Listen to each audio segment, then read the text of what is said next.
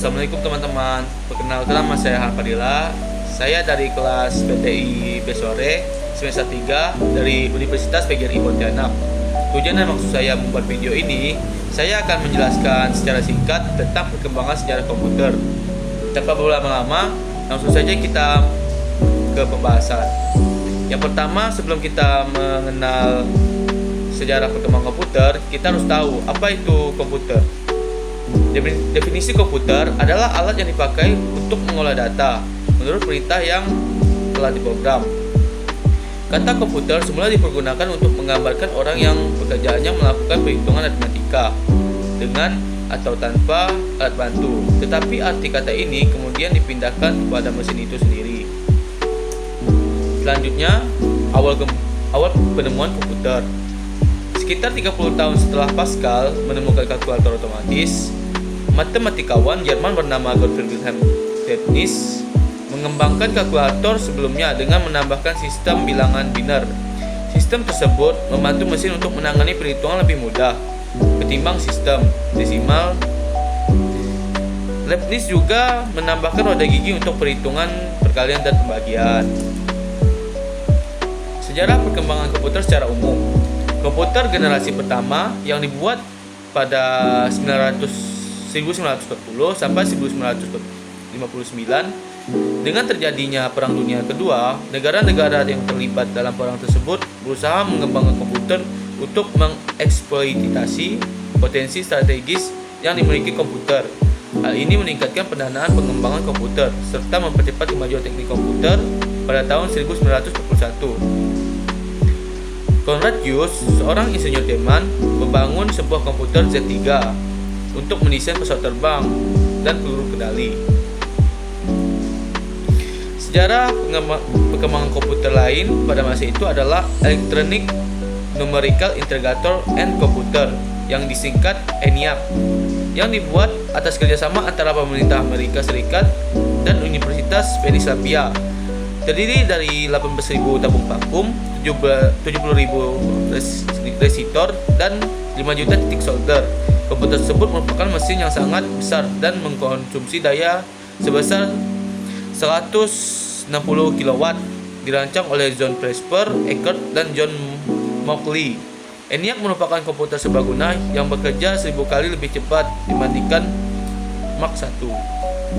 Selanjutnya di komputer generasi kedua yang dibuat 1959 sampai 1965.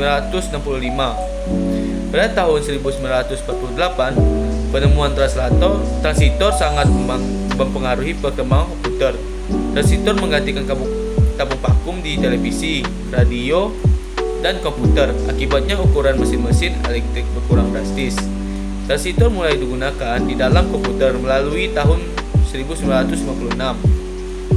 Penemuan lain yang berupa pengembangan memori inti magnetik membantu pengembangan komputer general kedua yang lebih kecil, lebih cepat, lebih dapat diandalkan, dan lebih hemat energi dibanding para pendahulunya. Mesin pertama yang memanfaatkan teknologi baru ini adalah superkomputer. IBM membuat superkomputer bernama Stretch dan Sperry Ren membuat komputer bernama Lark. Selanjutnya ada komputer generasi ketiga yang dibuat 1965 sampai 1970. Walaupun transitor dalam banyak mengungguli tube vakum, namun transitor menghasilkan panas yang cukup besar yang dapat berpotensi merusak bagian internal komputer. Batu kuarsa menghilangkan masalah ini. Jack Kilby, seorang insinyur di Texas Instruments, mengembangkan sirkuit terpadu pada tahun 1958. IC mengombinasikan 3 komputer elektronik dalam sebuah piringan silikon kecil yang terbuat dari pasir kuarsa. Selanjutnya ada komputer generasi keempat yang dimulai dari tahun 1970. Setelah IC, tujuan pengembangan menjadi jelas, mengecilkan ukuran sirkuit dan komponen-komponen elektrik. Large Scale Integration atau LSI dapat memuat ratusan komponen dalam sebuah chip. Pada tahun 1980-an, Very Large Scale Integration atau PLSI memuat ribuan komponen dalam sebuah chip tunggal. Seorang anak sedang mengoperasikan IBM PC. Selanjutnya ada komputer generasi kelima. Contoh imajinatif komputer generasi kelima adalah komputer fiksi HAL 9000 dari novel karya Arthur C. Clarke berjudul 2001 Space Odyssey. HAL menampilkan seluruh fungsi yang diinginkan dari sebuah komputer generasi kelima dengan kecerdasan buatan atau artifak inteligensi yang disingkat menjadi AI. HAL dapat cukup memiliki nalar untuk melakukan pencapaian dengan manusia, menggunakan masukan visual dan belajar dari pengalaman sendiri. Banyak kemajuan di bidang desain komputer dan teknologi yang semakin memungkinkan pembuatan komputer generasi kelima. Dua kemajuan rekayasa yang terutama adalah kemampuan pemrosesan paralel yang akan menggantikan model non-Neumann. Model non-Neumann akan digantikan dengan sistem yang mampu mengkoordinasikan banyak CPU untuk bekerja secara serempak. Kemajuan lain adalah teknologi superkonduktor yang memungkinkan aliran elektrik tanpa hambatan apapun, yang nantinya dapat mempercepat kecepatan informasi.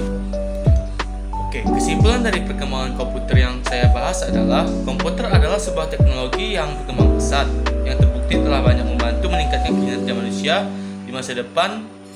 Perkembangan teknologi komputer akan berlangsung semakin pesat. Hal ini mengharuskan masyarakat untuk lebih mengenal dan bahkan mampu memanfaatkan teknologi tersebut dalam aktivitas kehidupan mereka. Itu saja yang bisa saya sampaikan. Mohon maaf jika ada kesalahan dan kekurangan kata. Saya akhiri. Wabillahi taufiq wal hidayah. Wassalamualaikum warahmatullahi wabarakatuh.